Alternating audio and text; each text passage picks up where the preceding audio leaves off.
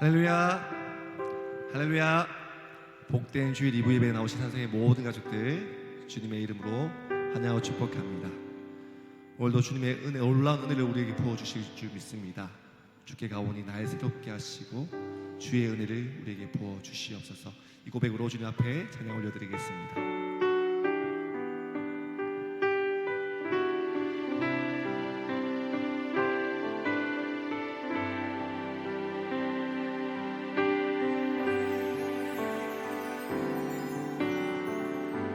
주께 가오니 날 새롭게 하시고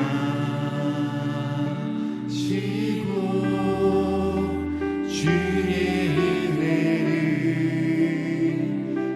부어주소서.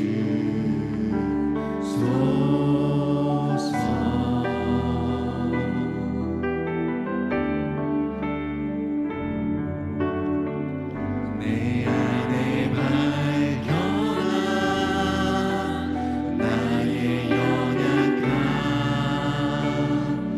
모두 벗어지리라. 주의 사랑으로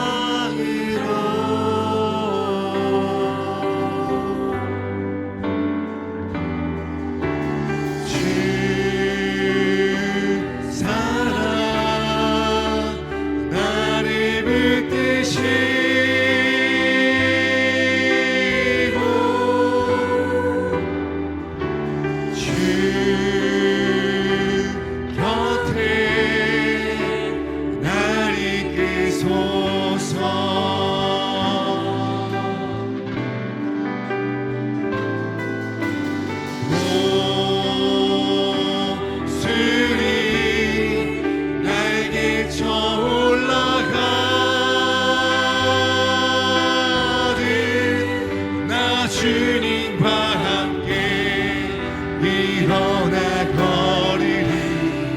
주의 사랑 안에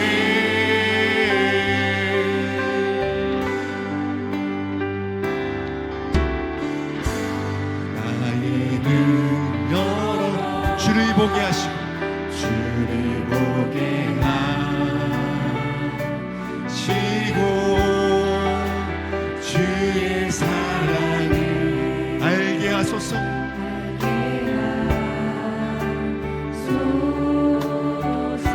매일 나의 삶에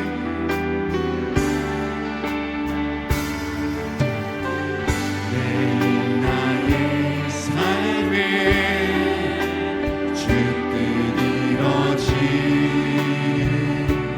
이뤄지도록 새롭게 하소서. 새롭게 하소서.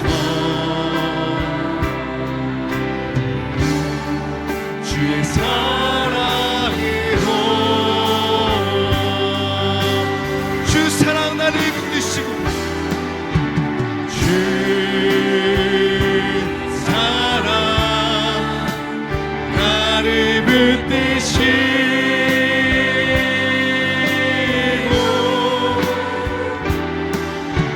주 곁에 날 이끄소서. 독수리 날개 쳐 올라가자.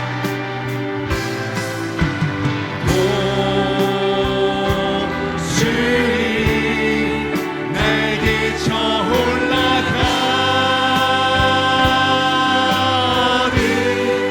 나 주님과 함께 일어나 거리리.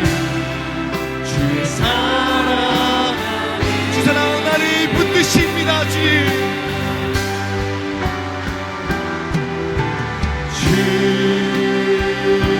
사랑 나를 붙드시고 주 곁에 날 이끄소서. 주 곁에 날 이끄소서. 주님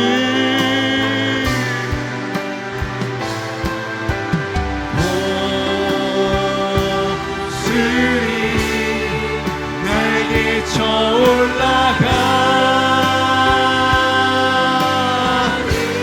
주님과 함께 일어나 걸으리. 다시 한번 고백하겠습니다. 나 주님과 함께 일어나 걸으리. 나 주님과 함께 일어나 걸으리. 주의 사랑 안에. 오늘도 우리에게 넘치는 은혜를 보여주실 주님께 영광의 박수 올려드리겠습니다. 할렐루야. 나 사는 동안 끊임없이 구주를 찬송하리로다. 나 사는 동안 끊임없이 구주를 찬송하리로다. 이 고백 주님 앞에 올려드립시다.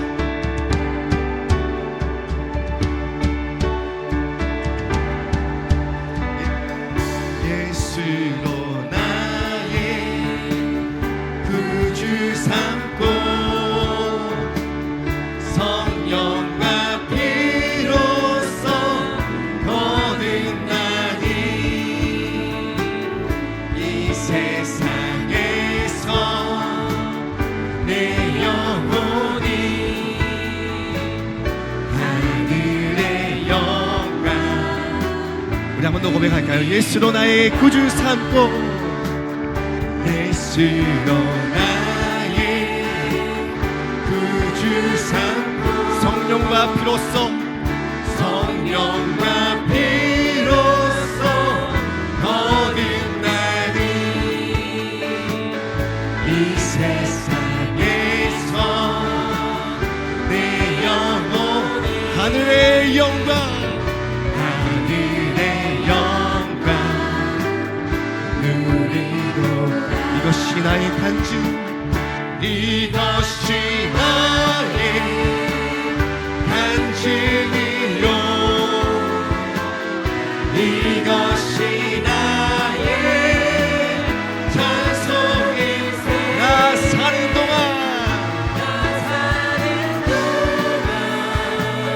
끊임없이 구주를 찬송하리로다.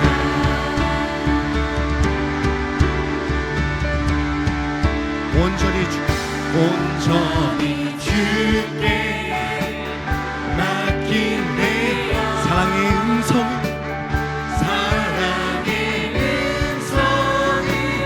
듣는 중에 전사들 왕래 하는 것 하늘의 영광 하늘의 영광 보리로다. 이것이 나의 간증이요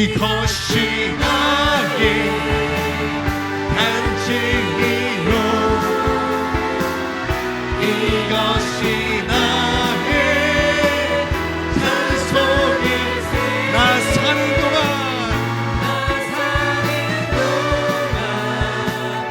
끊임없이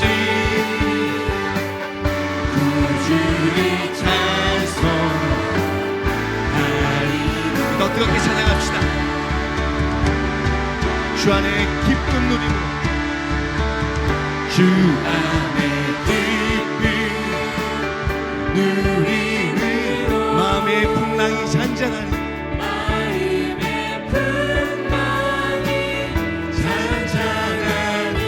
세상과 나는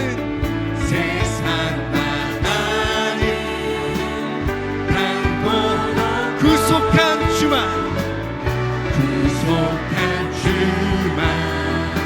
우리 한 번 더 고백하겠습니다. 주 안에 기쁜 누림으로 주 안에 기쁜 누림으로 마음의 풍랑이 잔잔하니 세상과 나는 강고 구속한 주만 구속한 주만 보이고 이것이 나의 간증입니다. 이것이 나의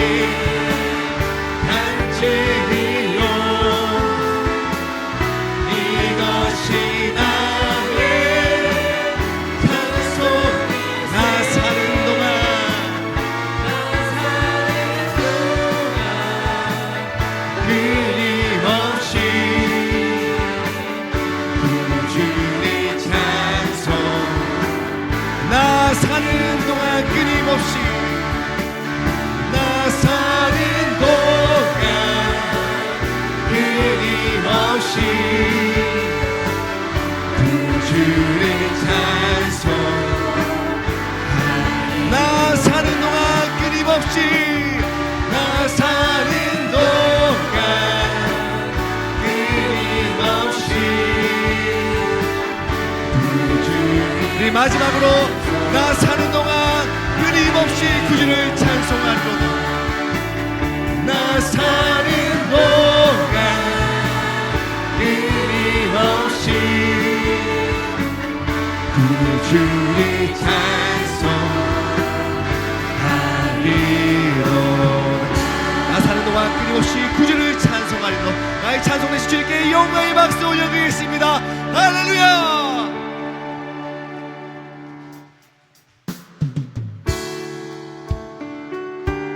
내 평생 사는 동안 주님을 찬양하겠습니다. 내 평생 사는 동안 주 찬양하리. 여호와 하나님 내 주를 찬양. 내 평생 사는 동안 내 평생 사는 동안 주 찬양하리. 여호와 주를 찬양. 주님을 묵상하며 주님을 묵상하며 즐겁도다. 내 영혼 주 안에서 참 기쁘니. 내 영혼아 주님을, 내 영혼아 주님을 송축하라. 내 영혼아 주님을 찬양하라. 내 영혼아 주님을 송축하라.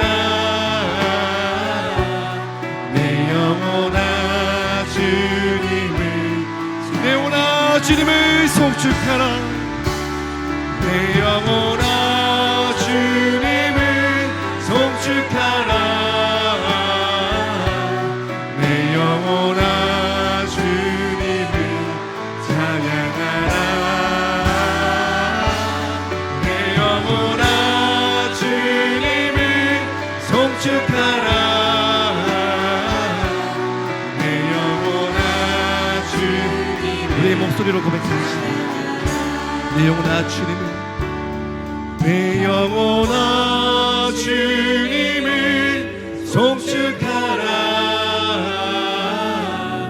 내 영혼아 주님. 우리 믿음으로 고백합시다.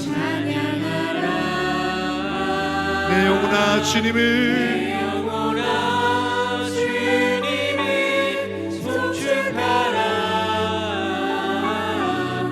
내 영혼아 주님. 우리 한 번 더 우리의 목소리를 고백하기 원합니다. 내 영혼아 주님을 송축하라.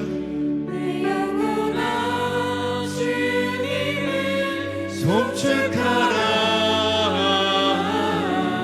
내 영혼아 주님을 찬양하라. 내 영혼아 주님을 송축하라. 내 영혼아 주님을 찬양하라. 내 평생 주님을 찬양하겠습니다. 주님께 영광의 박수 올려드리겠습니다. 할렐루야.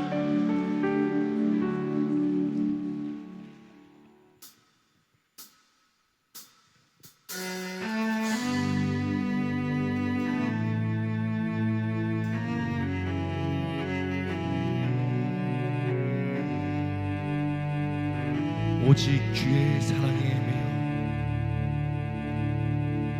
매여, 오직 주의 사랑에 매여 내 영 기뻐 노래합니다. 이 소망의 언덕 기쁨의 땅에서 주께 사랑드리.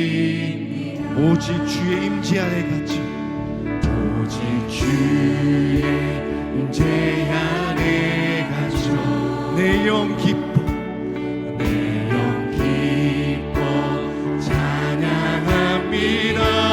이 소명의 언덕, 이 소명의 언덕 거룩한 땅에서 주께 경배드리 주께서 주신 모든 은혜 주께서 주신 모든 은혜 나는 말할 수 없네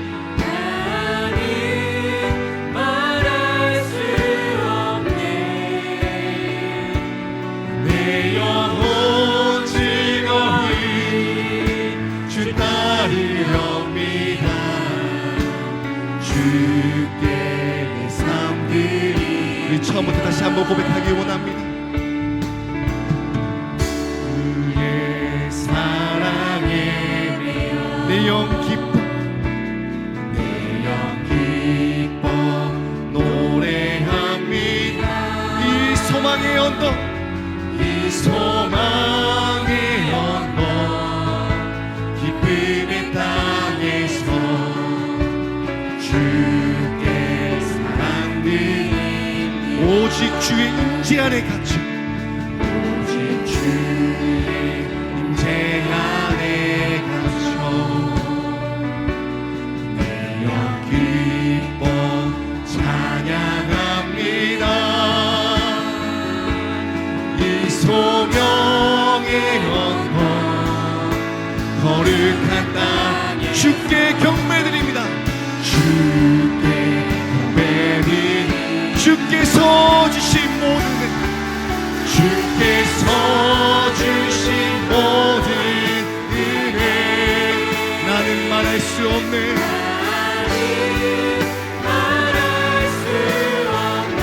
주님 내 영혼 즐거이 주 따르렵니다 주께 우리 두 손 높이 들고 주님을 찬양합시다 주께서 주신 모든 은혜 주께서 주신 모든 은혜 나는 말할 수 없네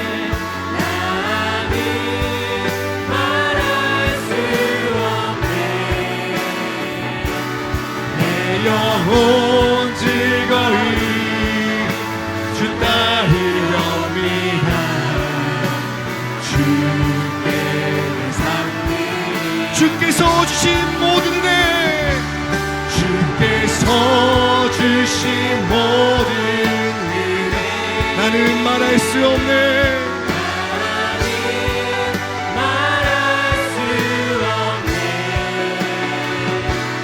내 영혼 즐거이 주 따르렵니다 주께 이 마지막으로 주님께 찬양합시다 주께서 주신 모든 은혜 주께서 주신 모든 은혜 나는 말할 수 없네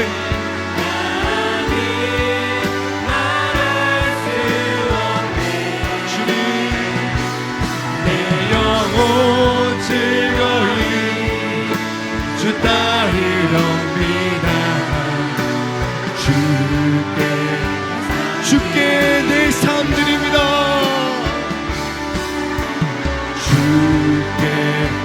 주께 내 삶 드립니다 주께 삶들이 주께로 주께로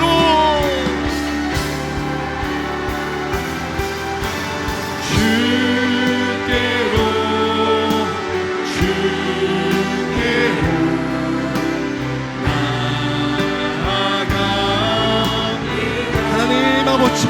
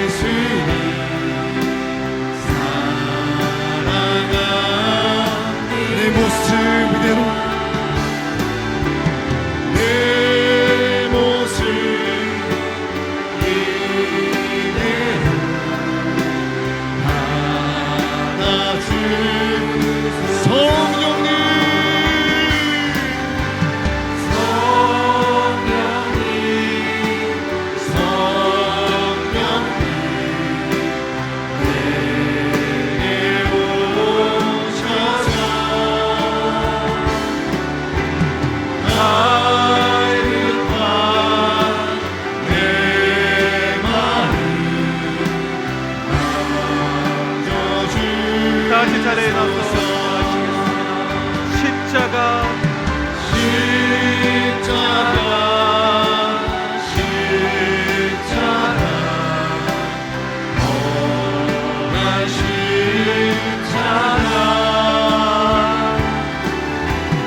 나의 죄를 위하여 죽으셨네. 도각받으셨네. 주 영광 여기 임하사 여기 임하사 열방 향해 그빛 비추소서. 주의 얼굴 구하네.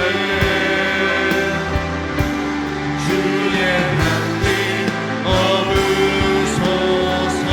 주 영광 주 영광 여기 임하사 열방 향해 비추소서. 주의 얼굴 구하네. 주의 향기 업으소서. 영광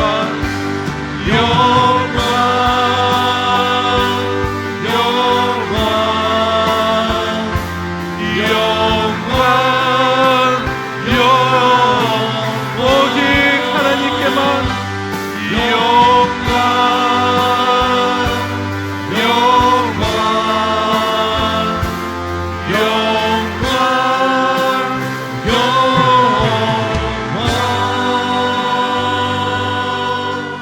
영광. 너희 모든 나라들아 여호와를 찬양하며 너희 모든 백성들아 그를 찬송할지어다. 우리에게 향하신 여호와의 인자하심이 크시고 여호와의 진실하심이 영원함이로다. 아멘.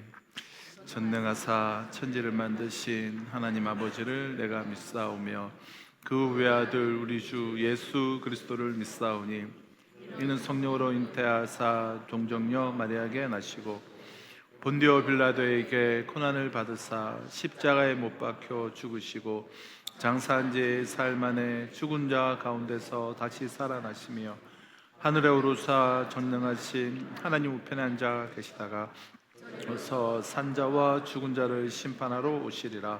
성령을 믿사오며 거룩한 공회와 성도가 서로 교통하는 것과 죄를 사여 주시는 것과 몸이 다시 사는 것과 영원히 사는 것을 믿사옵나이다. 아멘.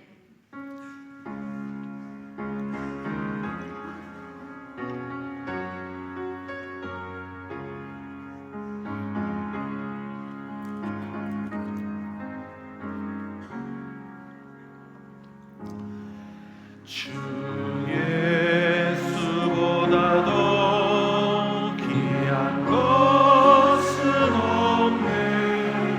이 세상 무기와 바꿀 수 없네. 영죽은 내 대신 돌아가신 그 놀라운 사랑 잊지 못해. 세상 즐거움 다 버리고 세상 자랑 다 버려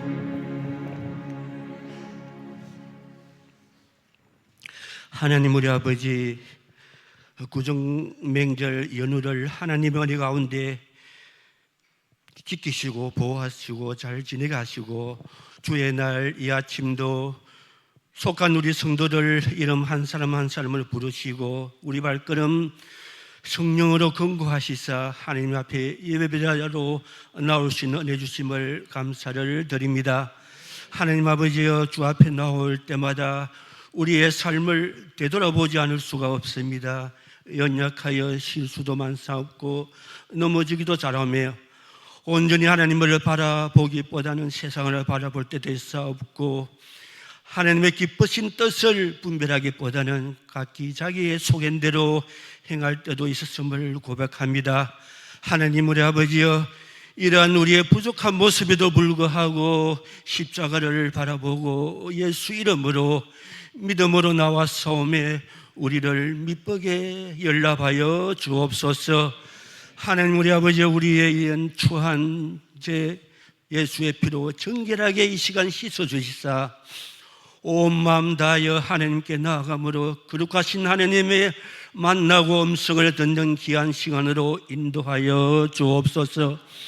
나를 찾고 또 찾으면 전심으로 구하면 만나주시겠다고 약속하셨사오매, 아버지 하나님이여, 성령께서 우리 마음 주장하시사 전심과 전력으로 주님을 찾음으로 하나님의 얼굴을 뵙는 귀한 은혜의 시간으로 인도하여 주옵소서. 하나님 우리 아버지여, 주님 성전 앞에 2개의 녹기둥 곧 야긴과 보아사라 세우시고 명하신 주님, 올 한 해 아버지 하나님이여, 우리 교회와 속한 온 성도들이 주신 바 이 말씀을 붙들고 한 해를 살아가기를 원합니다. 하나님께서 친히 우리 교회를 세우시고 인도하시고 하나님의 능력이 우리 교회와 속한 성도들의 삶을 주장하시고 인도하시는 한 해가 되도록 도와주옵소서. 아버지 하나님이여, 뒤로 물러나 침눈에 빠지는 자를 하나님께서 기뻐하지 않는다고 하였사온즉 말씀과 기도로 날마다 새롭게 하여 주옵시고, 믿음의 진보를 이루어 그리스도의 장성은 불량에까지 자라나는 우리 귀한 산성의 근속돌로 한 분 한 분 세워 주옵소서. 하나님 우리 아버지여, 나라와 민족을 위하여 간구하지 않을 수가 없습니다. 혼란스러운 가운데 좁은 땅이지만 갈등의 골과 분쟁의 골은 더욱더 깊어져 가고 있는 상황입니다. 우리 아버지 하나님이여, 거짓 소식과 참 소식이 홍수처럼 우리에게 분나들어올 때 우리에게 지혜 주시사 무엇이 참인지 거짓인지 분별할 수 있는 지혜를 주옵소서. 하나님 우리 아버지여, 너희가 행한 그 말로 너희를 심판한다고 하였사오매, 행여 우리가 거짓 소식을 또는 나쁜 소식을 퍼나르거나 정폭함으로 말미암아 갈등을 조장시키는 데 쓰임받지 않도록 우리 성도들을 지켜주옵시고, 우리 성도들이 가는 곳마다 모임마다 우리를 화평의 도구로, 평화의 도구로 써주시사 우리로 인하여 화평케 되는 역사가 있게 하여 주옵소서. 하나님 우리 아버지, 올 한 해도 우리 앞에 어떤 일들이 주어질는지 시련과 도전 또는 우리의 좁은 머리로 이해하기 힘든 일들이 주어질지라도 끝까지 인내하고 하나님을 신뢰하는 믿음 주시기를 원합니다.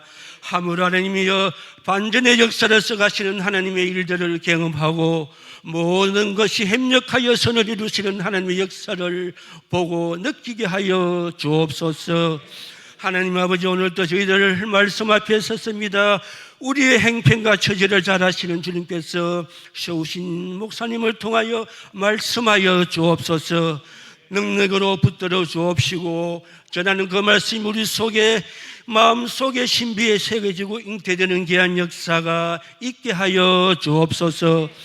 성가대에서 준비한 찬양 기쁘게 받아 주옵시고, 예배에 수종자는 자들과 성전 곳곳에서 이 모양 저 모양으로 섬기는 손길들을 기억하시고 축복하여 주옵소서.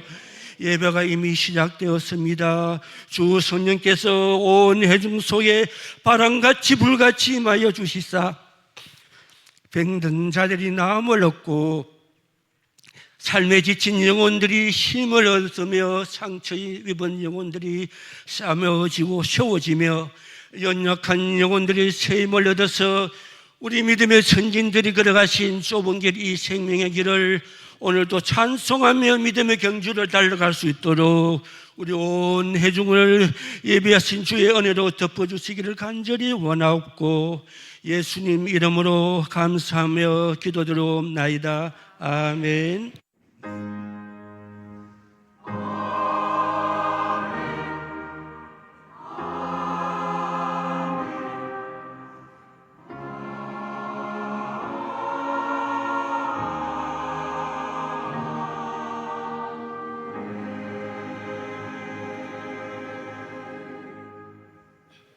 오늘 우리에게 주신 하나님의 말씀은 사도행전 9장 32절로 35절 말씀입니다.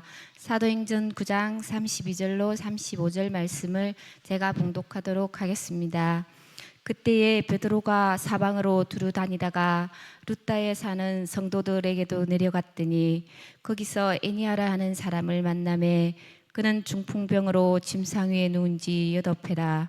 베드로가 이르되 에니아야 예수 그리스도께서 너를 낫게 하시니 일어나 내 자리를 정돈하라 한데 곧 일어나니 루다와 사론에 사는 사람들이 다 그를 보고 주께로 돌아오니라.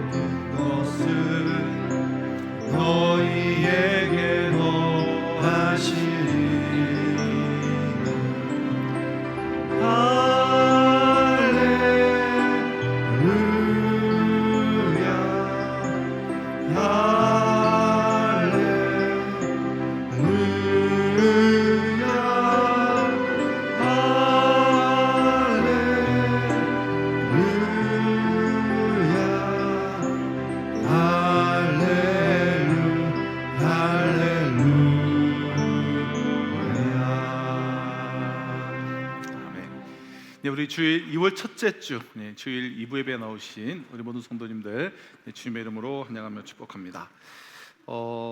우리 세가족 모임 6주차가 오늘 우리가 있고요. 청지기 세미나, 우리 이전에 이제 비전 앤 리더십 세미나라는 이름으로 우리가 가지기도 했고요. 우리 중직자들, 직분자들, 우리 목자, 우리 교사, 우리 모든 교회 우리 리더들이 함께 동참해 주시기를 바라고요. 우리가 16일 셋째 주일부터 4주간 오후 예배 시간에 청지기 세미나로 진행이 됩니다. 오늘부터 주일 월 화요일까지 우리 청년부 수련회가 있는데요. 이곳에서 그리 멀지 않습니다. 한 25분 정도면 이제 갈 수 있는 곳인데 우리 청년들 또 이번 수련회 또 귀한 시간이 되도록 우리 격려해 주시고 기도해 주시고 그냥 갑자기 그냥 간식 사들고 찾아오셔도 되고 그렇습니다. 많이들 관심 가주시고 격려해 주시면 감사하겠습니다. 그 외에 내용 주보를 우리 참조해 주시고요. 오늘 우리 기념비 아주 집사님 성도들의 또 위로에 또 감사해서 기념비 세워 주셨습니다. 서로 또 위로하고 또 교제하는 시간 되시기를 바랍니다. 작년 12월 제 마지막 주에 사도행전 강해를 하고 이후에 한 5주 만에 다시 사도행전 본문으로 이렇게 돌아왔는데요. 지금 우리가 이제 살펴보고 있는 이 사도행전 9장이죠. 이 9장은 사울에 관한 이야기로 그렇게 9장은 시작이 되었습니다.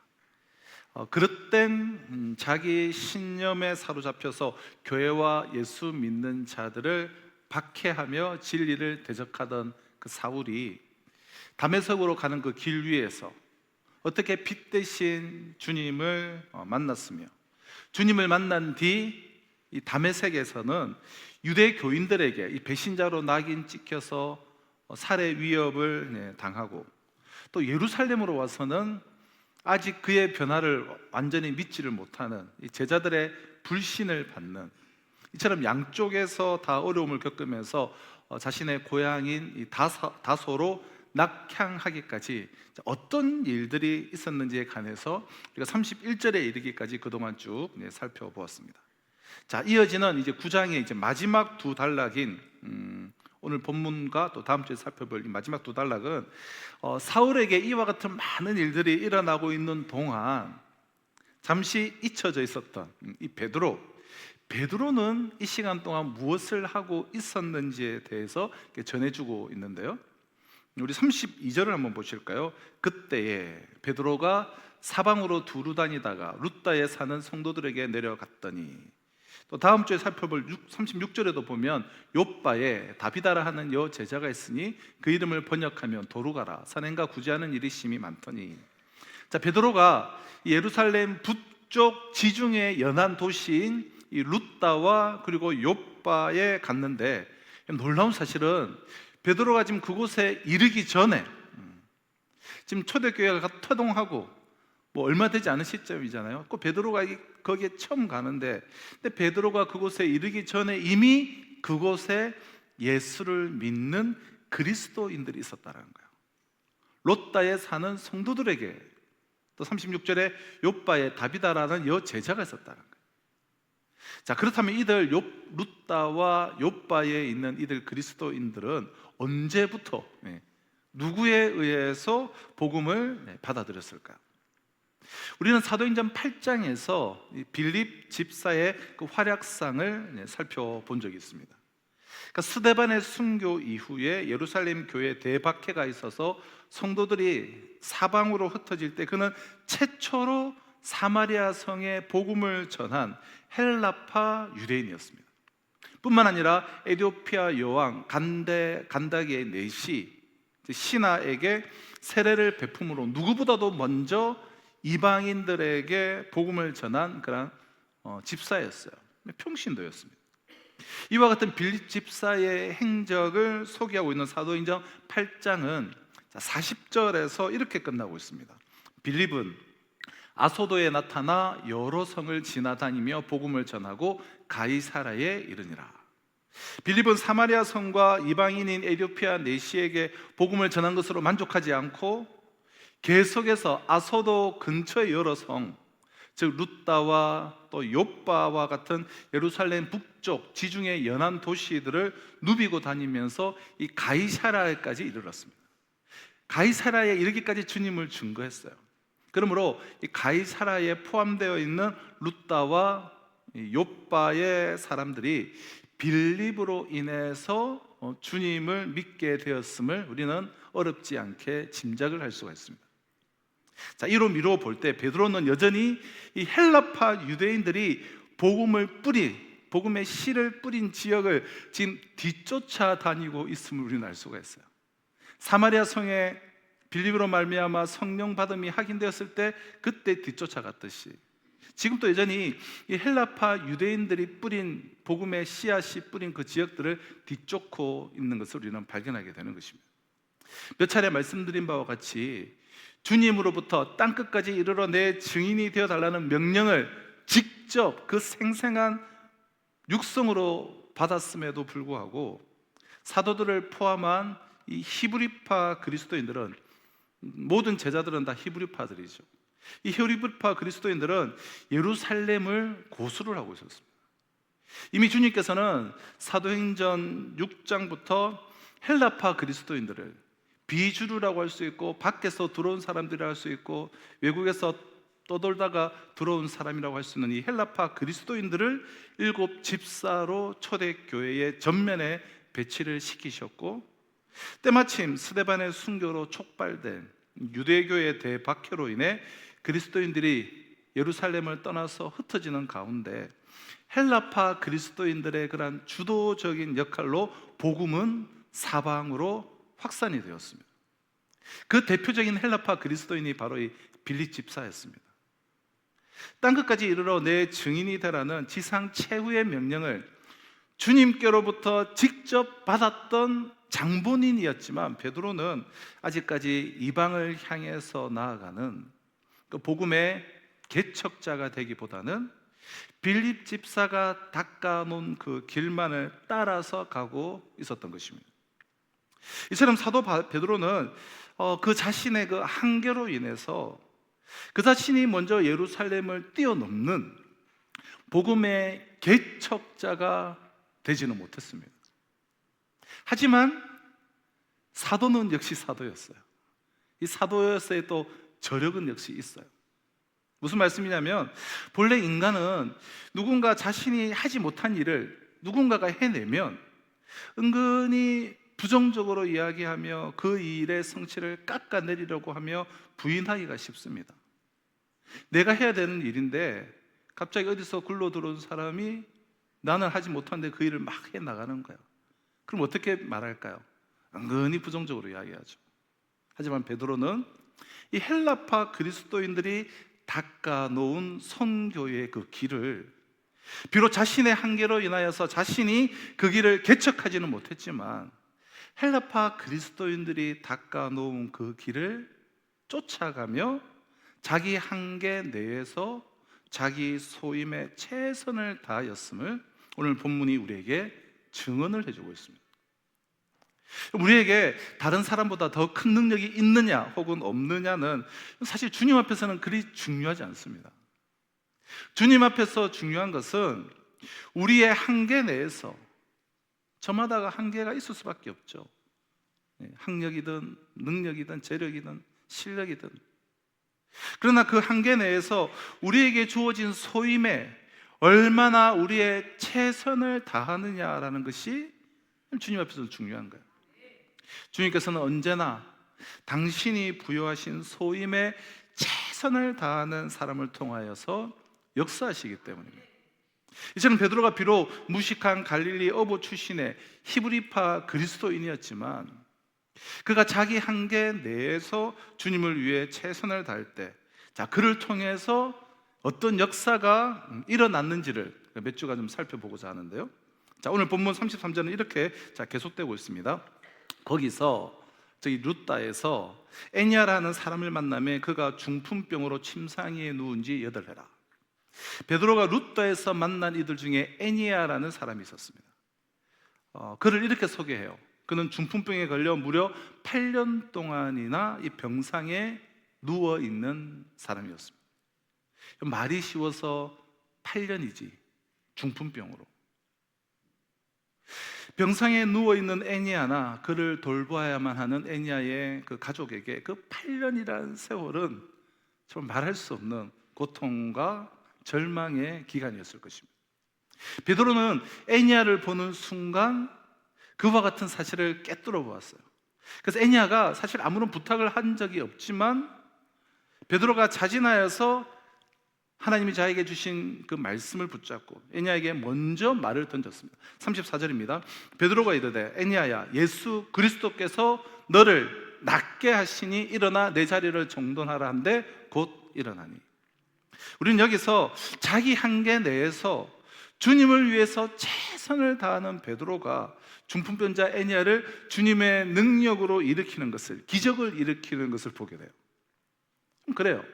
우리가 부족하지만 최선을 다해 주님을 섬기다 보면 내가 앞서 나갔고 내가 개척하지 못한 길이라 하더라도, 그러나 남은 일이라도 내가 최선을 다해서 섬기다 보면 거기서 기적들이 일어나는 거예요.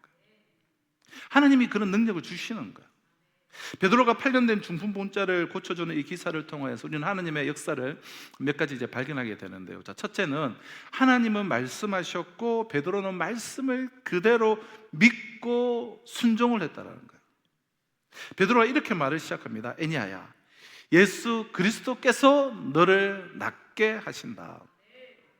자, 이때 베드로는 아마 어떤 환상을 보았는지 아니면 하나님의 음성을 직접 들었는지 모르겠습니다. 아니면 그 시간에 바로 예수님께서 이 사람을 고쳐준다는 성령의 깊은 감동을 베드로에게 주셨는지 모르겠어요. 자, 그러나 분명한 것은 베드로가 이 8년 된 중풍병자를 보는 순간 예수님께서 그를 고치신다라는 확신이 들었던 거예요. 음성을 들었던, 환상으로 보았던, 어떤 감동을 받았던 이 중풍병자를 고치리라는 분명한 주님의 메시지가 있었던 것입니다. 베드로는 주님으로부터 이런 확신이 왔을 때에 의심하지 않고 그 사실을 그대로 믿고 순종을 했습니다. 예수께서 너를 낫게 하시니 일어나 내 자리를 정돈하라 라고 선포를 해요. 명령을 합니다. 이것이 믿음이에요. 하나님의 말씀이 없는데 행동하는 것은 믿음이 아니에요. 하나님의 말씀이 없는데 막 말하는 것, 자기 확신 가지고 말하는 것, 그것은 믿음이 아니에요. 내 인간적인 신념이나 어떤 이념, 자기 확신 혹은 철학이나 지식대로 행동하는 것은 믿음이 아니에요. 그건 자기 생각이에요. 굴절된 또 빈약한 자기 경험에 불과한 것입니다. 참 믿음은 기록된 성경의 말씀에 근거하여서 행동하는 것입니다. 참 믿음은 예수님께서 오늘 내게 해주시는 그 말씀을 그대로 믿고 순종하는 거예요. 믿음에는 하나님의 말씀이 있습니다. 믿음 안에는 예수 그리스도의 실존이, 현존이, 그러니까 십자가가 있는 거예요. 오늘날 믿음의 행동이라는 그런 명목으로 하나님의 뜻이요, 하나님의 공의요, 이것이 정의라는 이름으로 목소리를 높이는 분들을 보면 도무지 진리의 말씀이, 예수 그리스도가, 십자가가 보이질 않습니다. 너무나 십자가와 예수와 말씀과 반대적인 모습을 보이면서 하나님의 뜻이라고 소리를 치고 있습니다. 어찌 그것을 받아줄 수가 있습니까? 그럼 십자가 그 어디에 폭력이 있고 분노가 있고 광장에 무리지음이 있습니까? 힘가시가 있습니까? 그럼 십자가에는 겟세마네의 외로운 간구와 골방의 기도가 있을 뿐이에요. 그럼 성령이 말씀하실 때에 그것을 믿고 순종하시기를 바랍니다. 베드로는 말씀을 그대로 믿고 순종함으로 선포를 했습니다. 참 믿음은 자기 확신이 아니라 말씀에 근거하여서 행동하는 거예요. 그때 하나님은 역사하시는 줄로 믿습니다. 그럼 둘째, 하나님은 우리의 삶을 정돈케 하신다는 거예요. 자, 베드로는 주님께서 애냐를 치유해 주실 것을 말씀을 통해서 확신하고 있었습니다. 뿐만 아니라 이 중풍병으로부터 회복된 애냐가 바른 삶을 살기를 소망하고 있었어요. 자, 그래서 베드로는 애냐를 향해서 단순히 예수 그리스도께서 너를 낫게 하신다라고 말한 것이 아니라 예수 그리스도께서 너를 낫게 하시니 일어나 내 자리를 정돈하라라고 말했습니다. 자, 이렇게 말한 이유는 바로 그것이 주님께로부터 그가 보고 배운 주님의 뜻이었기 때문이에요. 예수님께서 이 땅에 계실 때에 제자들과 함께 예루살렘에 있는 베데스다라는 연못에 가신 적이 있었습니다. 그곳엔 온갖 종류의 그 병자가 다 모여 있어요. 왜 모여 있냐면 가끔 천사가 그 연못으로 내려와서 물을 휘젓는데 그때 가장 먼저 물속으로 들어가는 이들은 어떤 병에 걸렸든지 깨끗하게 낫는다라는 믿음이 있기 때문이었어요. 그래서 그곳엔 늘 병자들로 인산인해를 이루고 있었습니다.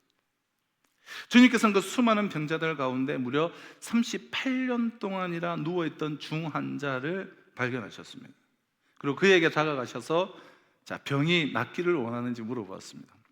그는 당연히 낫기를 원하지만 물이 움직이기 시작할 때 누워있는 자신을 그리로 데려다주는 사람이 없기에 자신이 그 연못으로 갈 수가 없어서 도무지 나을 방법이 없노라라고 대답을 했습니다. 그때 주님께서 그 38년 된 병자에게 요한복음 5장 8절을 통해 이렇게 말씀하셨어요.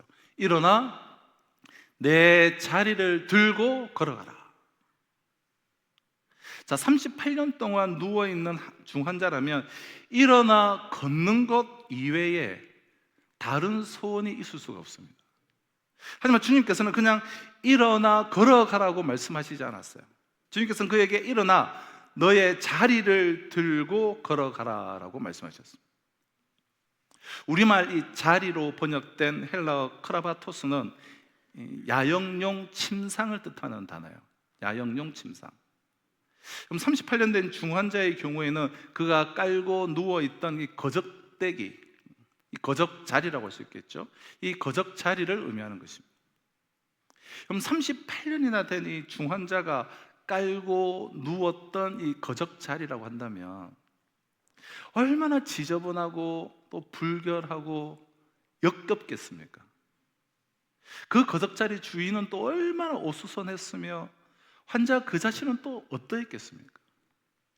주님께서는 38년 동안이나 누워있던 환자의 그 육체가 나음을 입을 뿐만 아니라 그의 삶과 그의 삶의 자리 또한 정돈되어지기를 원하셨어요. 그래서 일어나 내 자리를 들고 걸어가라 라고 말씀하신 거예요.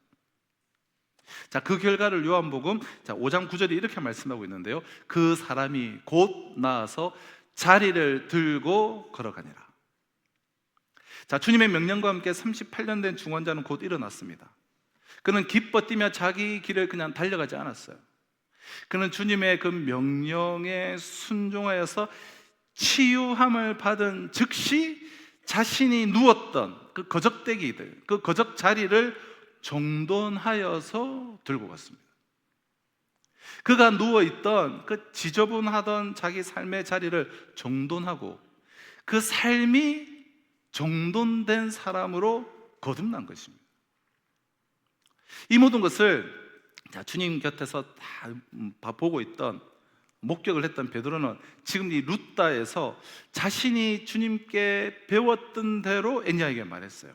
애니야야, 예수 그리스도께서 너를 낫게 하시니 일어나 내 자리를 정돈하라.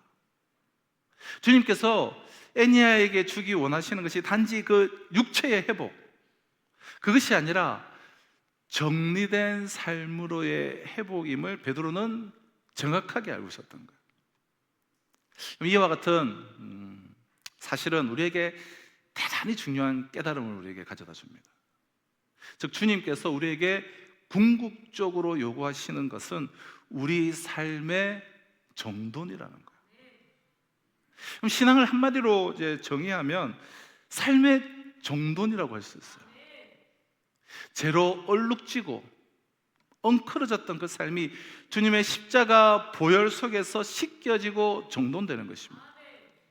욕망의 그 덫에 빠져서 무절제하게 방황하느라 어지러웠던 그 삶의 자리가 주님의 말씀 속에서 바르게 정돈되는 것이에요.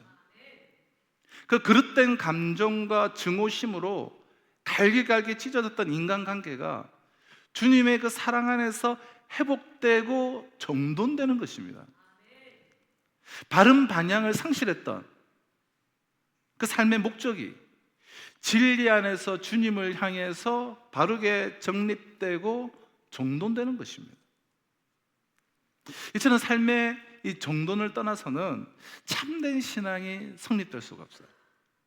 그럼 주님께서 이 땅에 오신 것은 마치 38년 동안이나 이 거적대기에 누워있던 베데스다의 그 중환자처럼 8년간 중풍병으로 병상에 누워서 꼼짝도 못하던 룻다의 그 애니아처럼 죄와 죽음 속에서 정말 이지러질 대로 이지러진 그 우리의 그 삶을 당신의 생명으로 바르게 그리고 영원토록 전돈해 주시기 위해서 주님께서 이 땅에 오신 것이죠.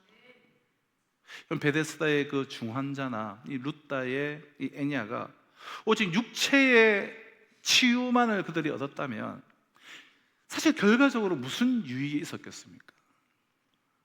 회복된 건강으로 단지 그릇된 욕망만을 쫓아다닌다면 오히려 낫지 아니함만 못하지 않겠습니까?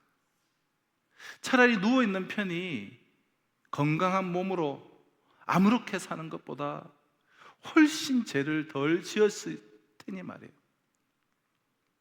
베데스다의 38년 된 환자와 룻다의 애니아에게 임한 주님의 그 치유가 정말 가치로운 것은 그들의 육체만 치유되어진 것이 아니라 그들이 스스로 자신의 삶을 정돈할 줄 아는 참 신앙의 사람으로 회복되었기 때문입니다. 이처럼 주님께서 우리에게 궁극적으로 요구하시는 바가 이 삶의 정돈이다라고 한다면 그 이유는 여러분 무엇일까요? 34절에 내 자리를 정돈하라, 이 정돈하라는 말을 헬라어 원문으로 직역을 하면 너 자신이 펴라 혹은 너 자신이 베풀어라 그런 뜻입니다. 베데스다의 이 환자나 룻다의 이 애니아나 그들은 이제껏 스스로 자기 자리를 펴본 적이 없는 이들이었습니다. 고동조차 이제 불편했던 그들은 여태까지 남의 도움에 의존해서만 살아왔던 이들이었어요. 그들이 깔고 누워있는 그 자리조차도 남이 펴준 것이었습니다. 그러나 주님께서는 그들에게 이제부터는 스스로 자리를 펴는 자가 될 것을 명령을 하셨습니다. 그것이 단지 자기 자신을 위해서 자신의 자리를 스스로 펴는 자가 되어라는 의미였겠습니까? 그렇지는 않겠죠. 여태까지는 남의 도움으로 남이 깔아준 자리에서 살아왔다면 이 이후로는 남을 위하여 남이 누울 자리를 스스로 펴주는 자가 되라는 의미였을 것입니다. 이기적일 수밖에 없었던 삶을 탈피해서 진정 이제 이타적인 삶을 살라는, 다시 말해 일방적으로 받기만 하던 삶으로부터 베푸는 삶으로 방향을 전환하라는 그런 말씀이었습니다. 그래서 본문에서 이제 펴다로 번역된 똑같은 단어를 다른 복음서에서는 이제 베풀다라고 그렇게 번역되어지는 것을 우리가 발견하게 됩니다. 자, 바로 여기에서 우리는 자기 삶의 이 정돈과 또 이타적인 타인을 위한 이 베품의 삶의 상관관계를 우리는 이제 알 수가 있는데요. 그럼 진리 안에서 자기 삶이 정돈된 사람만 타인을 위한 삶을 살 수가 있습니다. 그럼 생각해 보십시오. 자기 삶의 자리도 정돈하지 못한 사람이 자기 생각, 자기 신앙, 또 어떤 사안을 봤을 때 정말 말씀으로 진리로 분별하는 그런 자기 삶의 자리도 정돈하지 못한 사람이 어떻게 타인을 위한 자리를 바르게 펴줄 수가 있겠습니까? 평생토록 남이 깔아준 자리에만 누워있던 베데스다의 환자나 룻다의 이 애니아가 그 모양으로 어찌 남을 위한 자리를 깔아줄 수가 있겠냐는 거예요. 자기 삶을 정돈하지 못하는 사람이 어떻게 이타적인 삶을 살아갈 수가 있겠느냐는 것입니다. 그럼에도 불구하고 만약 굳이 자기 삶이, 자기 생각이 정리가 되지도 않은 사람이 누군가에게 자리를 펴주려고 한다면 그것은 타인을 위하는 것이 아니라 도리어 해치는 짓이 되고 말 것입니다. 하루 종일 여러분 생각해 보세요. 술에 쩔어 사는 알코올 중독자가 남에게 베풀 수 있는 자리란 무엇이겠습니까? 기껏해야 무절제한 술자리밖에 없는 것과 같은 이치인 거예요. 그렇다면 이제 우리는 오랜 질문에 대한 해답을 얻게 됩니다. 내가 누군가를 위해서 편 자리에서 문제가 끊이지 않는다면, 누군가를 위한 나의 그 베품이, 나는 베품이라고 생각했는데 오히려 부작용을 일으키고 있다면, 사랑과 정의의 이름으로 행한 나의 행위가, 나는 분명 이것이 정의라고 생각하고 행한 나의 행위가 도리어 상대에게 상처를 입히는 결과를 초래하고 있다면, 그래서 나의 삶이 진리 안에서 아직 정돈되어져 있지 않기 때문에, 그럼 진리로 정돈되지 아니한 삶이란 결국 이 모난 삶을 의미하기에 그 외적 형태가 어떠하든 상관없이, 어떤 모습을 띠고 있든 상관없이 그 자체가 사람을 찌르는 가시일 뿐이에요. 그럼 진리 안에서 정돈되어지기 이전에 그 베드로는 그 삶이 사람 사이에서 자기 기분에 따라서 자충우돌하는 가시였습니다. 그럼 정돈과는, 진리 안에서 정돈되어진 삶과는 거리가 멀었던 시절의 이 사울은 그의 삶 자체가 사람을 해치는 흉기였어요. 하나님의 이름으로 그리스도인들과 교회를 해치는 흉기였어요. 그의 열정, 그의 지식, 그의 능력이 사람을 해치는 흉기였다는 것입니다. 그러나 진리 안에서 정돈되어진, 십자가를 통과하고 성령 받은 이후에 진리 안에서 정돈되어진 베드로의 삶은 룻다의 애니아의 삶을 정돈시켜주는 생명의 터전이 되었고, 사울의 정돈된 삶은 그 자체가 온 이방인에게 주님의 참 생명을 베푸는 그러한 생명의 통로가 되었습니다. 또 주님의 은총으로 그 삶의 정돈이 가능해진 이 애니아 역시 룻다와 그 인근 지역의 사람들을 주님 앞으로 인도해내는 생명의 견인차 역할을 했습니다. 이처럼 진리 안에서 이루어지는 자기 정돈은 타인의 삶까지도 정돈시켜줍니다. 진리에 의한 삶의 자기 정돈으로부터 참된 베품이 비롯돼요. 진리로부터 출발한 자기 삶의 정돈으로부터 사람을 살리는 진정한 이타적인 삶이 시작되는 것입니다. 그래서 베드로가 애니아에게 명령했어요. 애니아야, 예수 그리스도께서 너를 낫게 하시니 일어나 내 자리를 정돈하라. 이것은 비단 2000년 전 애니아만을 위한 명령이 아닙니다. 실은 오늘 우리 각자를 향한 주님의 명령이에요. 채용아, 예수 그리스도께서 너를 낫게 하시니 일어나 내 자리를 정돈하라. 우리 모두 이 34절에 이 애니아의 자신의 이름을 놓고 나를 향한 주님의 명령으로 한번 우리 받아보며 읽어보도록 하겠습니다. 같이 한번 읽어보실까요? 시작. 채용아, 자기 이름을 넣으십시오. 네, 다시. 네, 자기 이름을, 뭐 손발이 좀 맞아야 되는데, 오랜만에 이런 거 하는데, 시작. 채용아, 예수 그리스도께서 너를 낫게 하시니 일어나 내 자리를 정돈하라. 네, 정돈하라까지. 네. 비록 내가 이 병상에 누워 꼼짝도 할 수 없는 그런 상황이라고 해도, 나의 심령이 정말 진리 안에서 정돈되어 있다면 나는 눈빛으로라도 누군가에게 사랑을 베풀고 눈길만으로도 그의 삶을 정돈해주는 진정한 그리스도인일 수가 있습니다. 그러나 사지가 아무리 멀쩡해도 내 삶이 진리 안에서 정돈되어 있지 않다면 주님 보시기에 나는 중중한자일 수밖에 없습니다. 정돈되지 않은 나의 삶은 수많은 사람을 찌르는 가시일 것이기 때문에. 자, 마지막 셋째는 하나님은 정돈된 사람들을 통하여 뭇 사람들을 돌아오게 하신다라는 거예요. 35절입니다. 룻다와 사론에 사는 사람들이 다 그를 보고 주께로 돌아오니라. 병상에서 8년 동안이나 투병하느라 헝클어지고 또 이질어진 그 삶을 살 수밖에 없었던 애니아가 그 주님의 은혜 속에서 정돈된 그 삶을 살게 된 것을 보고 룻다는 말할 것도 없고 인근 지역의 사론에서까지, 그 36절에 보면 욥바에서까지 많은 사람들이 주님께로 돌아왔습니다. 많은 사람들이 주님을 믿게 되었다는 말이에요.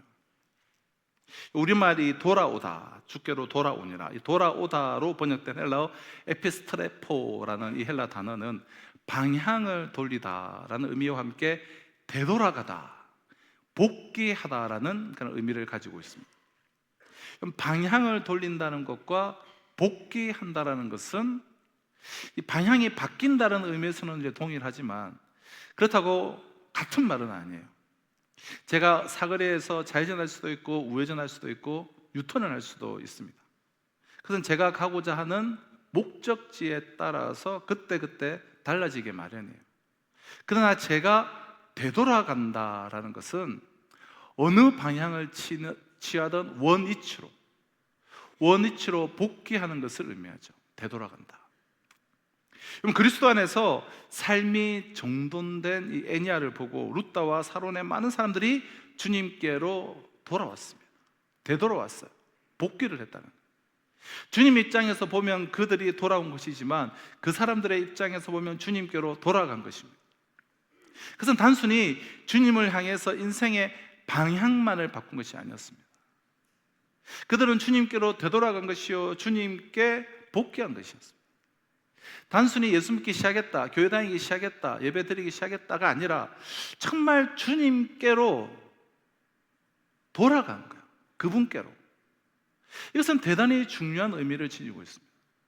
그들이 주님께로 되돌아갔다는 것은 그들이 애당초 처음부터 있어야 할 그들의 원위치가 이 삼위일체 하나님이셨음을 의미하기 때문에 요한 사도는 요한복음 1장 1절로 3절을 통해서 이렇게 증언을 했습니다. 태초에 말씀이 계시니라. 이 말씀이 하나님과 함께 계셨으니 이 말씀은 곧 하나님이시니라.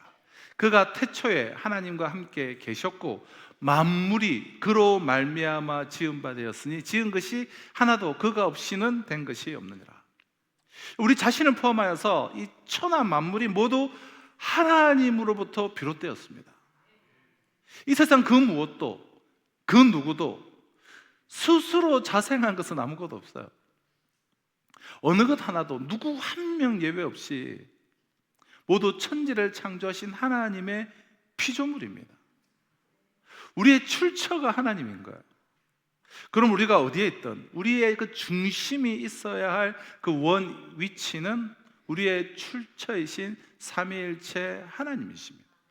바꾸어 말해 우리의 원 위치는 삼위일체 하나님과의 바른 관계라는 거예요. 그러나 자기 교만에 빠진 인간의 죄가 하나님과 그 인간의 바른 관계를 단절시키고 말았습니다. 하나님과의 관계가 깨어진 인간은 죄와 사망의 노예가 되어서 유리방황하는 존재로 전락하고 말았습니다. 하나님께서는 그 불쌍한 인간을 내버려 두시지 않았습니다. 당신의 독생자이신 예수 그리스도로 하여금 십자가의 제물이 되어 인간의 그 죄값을 대신 치르게 하심으로 인간이 예수 그리스도 안에서 하나님과 바른 관계를 회복할 수 있도록 해주셨어요. 예수 그리스도 안에서 하나님께로 되돌아갈 수 있는 길을 활짝 열어주신 것입니다. 그러므로 믿음은 자기 멋대로 살던 인간이 제자리에서 하나님을 향해 방향만 돌아서는 제자리 걸음을 의미하는 것이 아닙니다. 그것은 믿음의 출발이요 시작일 수는 있지만 그 자체가 믿음은 아니에요. 믿음은 제자리에서 하나님을 향해 돌아서는 것만으로 그치지 않고 하나님께로 돌아가는 거예요. 하나님께로 내가 원위치 하는 거예요. 다시 말해 자신의 출처인 하나님께로 되돌아가서 바른 관계를 맺으며 살아가는 거예요. 말씀의 통치, 말씀의 다스림을 실제적으로 받는 거예요. 믿음이 단지 제자리에서 하나님을 향해 돌아서는 것이 아니라 자신의 원위치인 하나님께로 되돌아가는 것임을 깨닫는 것은 그리스도인들에게 너무나 중요한 일입니다. 그것을 깨닫는 사람만 이 세상에 함몰되어서 살지 않을 수가 있기 때문에 우리는 세월을 아껴라라는 에베소서 5장 16절 말씀의 의미를 알고 있습니다. 그럼 세월이 무엇입니까? 세월은 시간이에요. 시간은 우리의 생명이에요. 지금도 시간이 1초, 2초, 3초 흘러 지나가고 있다는 것은 우리의 생명이 1초, 2초, 3초 단축되고 있다는 말과 같습니다. 그러므로 세월을 아끼라라는 것은 단순히 시간을 절약하여서 사용하라는 말이 아니에요. 우리말 아끼다라로 번역된 헬라어 엑사고라조는 시간을 건져 올려라라는 의미예요. 시간을 건져 올려라. 그럼 세월은, 시간은, 다시 말해 생명은 건져 올리는 사람의 것입니다. 한평생 열심을 다해서 80년, 90년을 살고서도 죽음을 맞이하는 순간, 그럼 대부분의 사람들의 인생의 허물을 탄식하면서 세상을 떠나는 것은 겉으로는 열심히 산 것처럼 보여도 실제로 영원히 남을 수 있는 그 시간과 생명을 건져 올리지 못했기 때문이에요. 세월은, 시간은, 생명은 오직 생명의 근원이신 하나님 안에서 하나님의 말씀으로만 건져 올릴 수가 있습니다. 그 이외의 방법은 없습니다. 영원하신 하나님의 말씀이 아니고는 그럼 생명을 고갈시킬 뿐 그 무엇도 생명을 건져 올릴 수는 없어요. 그래서 믿음은 제자리에서 하나님을 향해 그냥 방향만 있게 돌아서고 있는 것이 아니라 자기 생명의 출처인 하나님께로 되돌아가는 것입니다. 하나님과의 바른 관계 속에서만 자기 인생을 건져 올릴 수가 있고 그 사람만 후회함이 없는 삶을 살 수 있기 때문이에요. 그렇다면 우리는 사도행전 3장 19절의 말씀에 더 깊은 그 의미를 이 시간 건져 올릴 수가 있는데요, 사도 바드로가 이렇게 말했죠. 그러므로 너희가 회개하고 돌이켜 너희 죄 없이 함을 받으라. 이같이 하면 새롭게 되는 날이 주 앞으로부터 이를 것이요. 여기에서 우리말 돌이켜로 번역된 헬라어 동사가 35절에 돌아오니라와 돌아오다라는 단어와 똑같은 이 되돌아가다라는 의미의 에피스트레포라는 단어예요. 베드로는 하나님을 향해서 제자리 걸음으로 방향만 바꾸라고 말한 것이 아니라 하나님을 향해서 원위치로 되돌아가라고 말하는 거예요. 하나님께로 되돌아갈 때에만 우리의 삶이 하나님께서 주시는 그 새날, 새롭게 되는 날, 새 생명을 건져 올릴 수가 있기 때문입니다. 자, 우리가 잘 알듯이 돌아가다, 이 에피스테포, 돌이켜, 돌아가다. 이 돌아가다는 말은 또 다른 의미를 지니고 있습니다. 우리는 누군가가 죽었을 때 돌아가셨다라고 말합니다. 그럼 돌아가셨다라는 것은 이 땅이 인간의 본향이 아니라는 말이죠. 인간이 돌아가야 할 본향으로 되돌아갔다는 말이에요. 그리스도인이 육체의 호흡이 멎은 후에 되돌아가야 할 본향은 어디입니까? 히브리서 11장 16절이 이 질문에 대해서 대답해 주고 있어요. 그들이 이제는 더 나은 본향을 사모하니 곧 하늘에 있는 것이라. 이러므로 하나님이 그들의 하나님이라 일컬음 받으심을 부끄러워하지 아니하시고 그들을 위하여 한 성을 예비하셨느니라. 우리 그리스도인들이 돌아갈 본향은 하나님의 나라예요. 하나님께서는 하나님의 나라를 자신의 되돌아갈 본향으로 삼은 사람의 하나님 되시기를 매우 재밌는 표현으로 어떻게 표현했습니까? 부끄러워하시지 않는다라고 그렇게 표현하고 있습니다.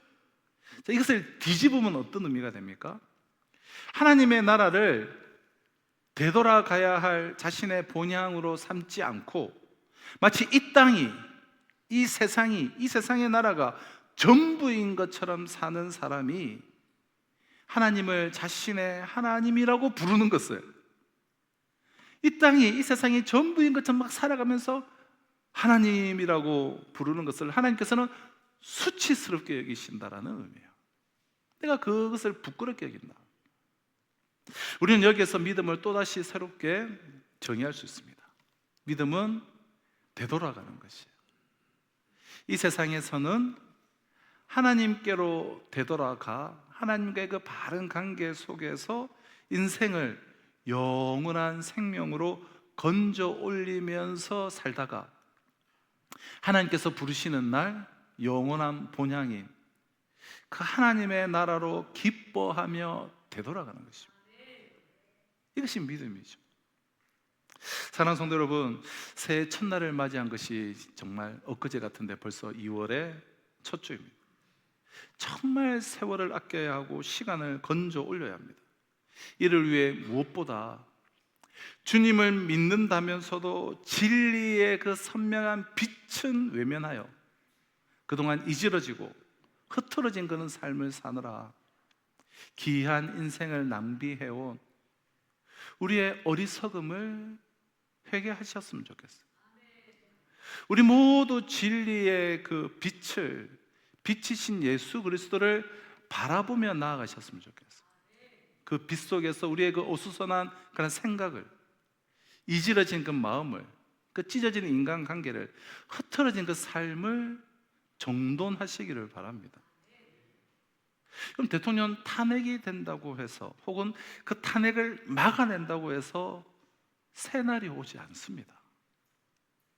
새 정부가 들어서고 야당과 여당이 바뀐다고 해서 혹은 여당이 정권을 재창출한다고 해서 새 날이 오는 것이 아니에요. 진정한 새 날은 진리의 빛 속에서 정돈되어진 나의 삶으로부터 시작되는 것입니다. 너무 이념에 함몰되지 마시기를 바랍니다. 이념으로 새날을 맞이할 수 없습니다. 진정한 새날은 진리 안에서 정돈된 나의 삶으로부터 시작되는 것입니다. 진리의 빛 속에서 정돈된 삶만 주님께서 우리에게 주시려는 새로운 미래와 희망을 담는 그릇이 될 수 있기 때문에요.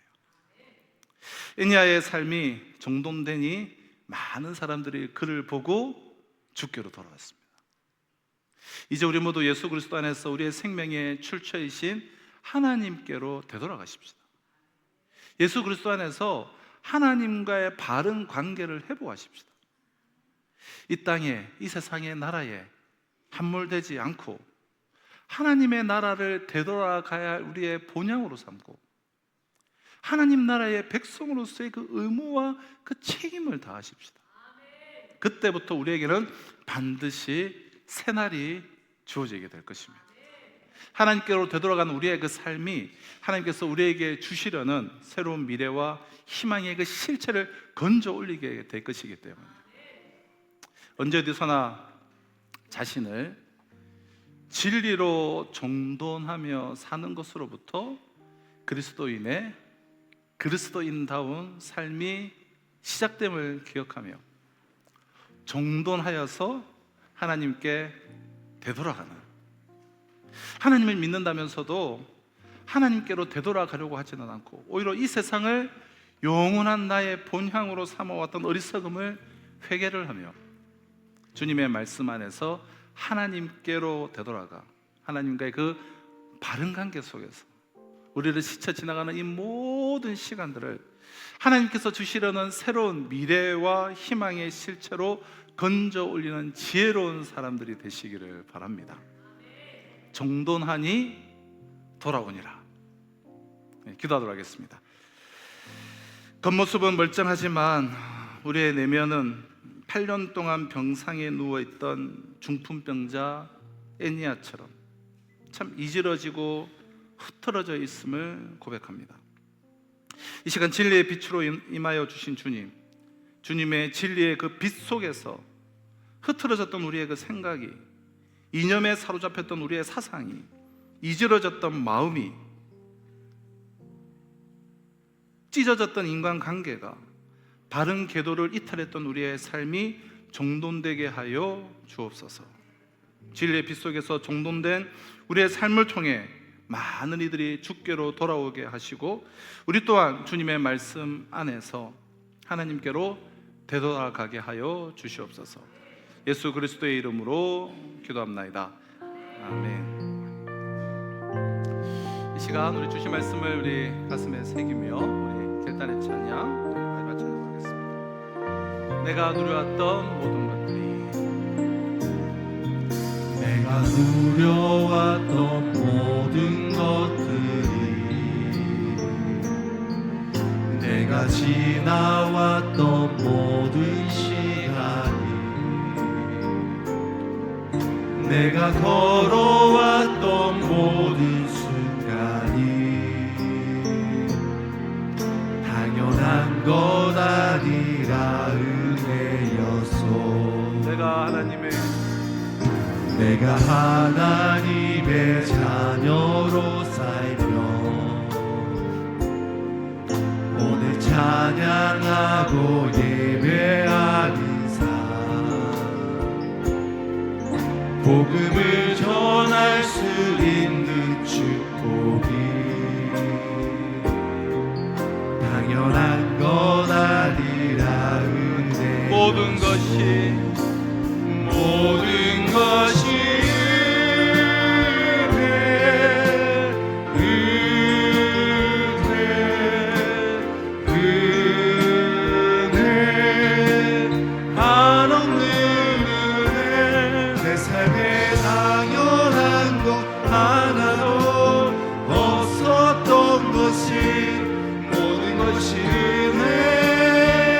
다 같이 차례에 가서 찬양하시겠습니다. 모든 것이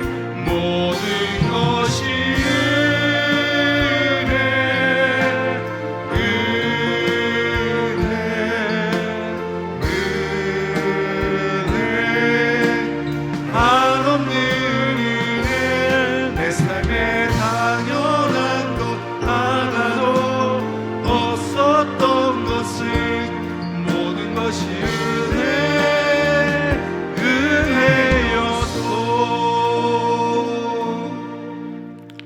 모든 것이 하나님의 은혜였음을 고백하며 정돈된 나의 영혼과 생각과 나의 신앙을 주님의 손에 올려드리며 나아가는 이 시간, 우리 모든 성도들의 각 심령을, 그 예배를 주님 기뻐 받아주신 줄로 믿습니다. 이번 한 주간 정돈된 삶을 통하여서 많은 이들을 돌아오게 하는 복음의 증거자로서의 삶을 살아갈 수 있도록 축복하여 주시옵소서. 귀한 예물 주님의 손에 봉헌하여 올려드리는 손길 기억하여 주셔서 이 시대에 복의 근원, 축복의 통로로 쓰임받는 복된 하나님의 사람들의 직장과 사업과 삶의 전능력이 될 수 있도록 은혜 위에 은혜를 내려 주시옵소서. 연약한 성도들 회복에서 충만함으로 이르게 하여 주시고 그들의 삶이 온전히 진리 안에서 정돈되어지게 도와주시옵소서.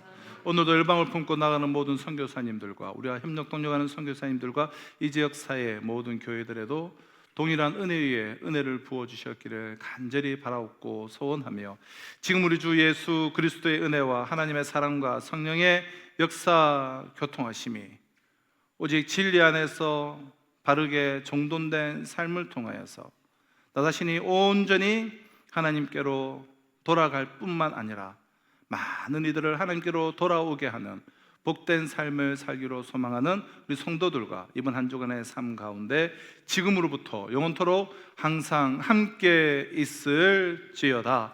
아멘.